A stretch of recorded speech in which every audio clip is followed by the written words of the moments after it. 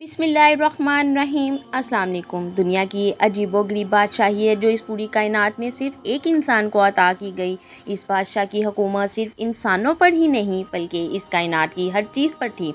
दुनिया की तमाम तर मखलूक़ात, जिन्नात, परियाँ, चरिंद परिंद, हैवानात, यहाँ तक कि दुनिया की हर मखलूक इसकी बादशाहियत की ताबिया और फर्माबरदार थी। और इस अजीमुल शान सल्तनत का बादशाह हवाओं में सफ़र करता था। प्यारे दोस्तों, आज की इस वीडियो में हम आपको हज़रत सुलेमान अलैहिस्सलाम और मलिका बल्कीस के तख्त के मुतल्लिक बताएंगे।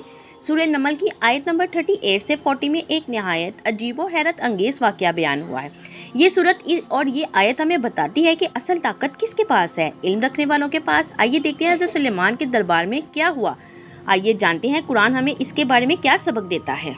इस इमरान अफरोज़ वाक़े को सुनने के लिए वीडियो को एंड तक देखें। एक दिन हज़रत सुलेमान अलैहिस्सलाम ने अपने दरबारियों से फरमाया, ए दरबारियों, तुम में से कौन है जो मलिका सबा का तख्त मेरे पास ले आए, इससे पहले कि वो लोग फरमाबरदार होकर मेरे पास आएँ।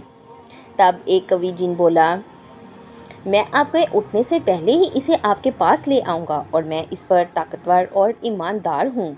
लेकिन फिर एक ऐसे शख्स जिसके पास किताब का इल्म था, अल्लाह का ख़ास बंदा, बोला, मैं इसे आपकी पलक झपकने से पहले ही ले आऊँगा। और देखते ही देखते तख्त हज़रत सुलेमान अलैहिस्सलाम के सामने मौजूद था। हज़रत सुलेमान अलैहिस्सलाम ने आजिज़ी से फरमाया कि मेरे परवरदिगार का फजल है ताकि मुझे आजमाए कि मैं सुबह शुक्र करता हूँ या कुफ्राए नेमत करता हूँ। जो शुक्र करता है तो अपने ही फ़ायदे के लिए शुक्र करता है, और जो नाशुक्री करता है तो परवरदिगार बेनियाज है, करम करने वाला है। ये वाक़या हमें सिखाता है कि ताकत, इल्म और कमाल सब अल्लाह के फजल से है, असल अज़मत शुक्र में है। ऐसे ही इस्लामिक और कुरानी वाक़यात हासिल करने के लिए मेरे चैनल को सब्सक्राइब करें और बेल आइकन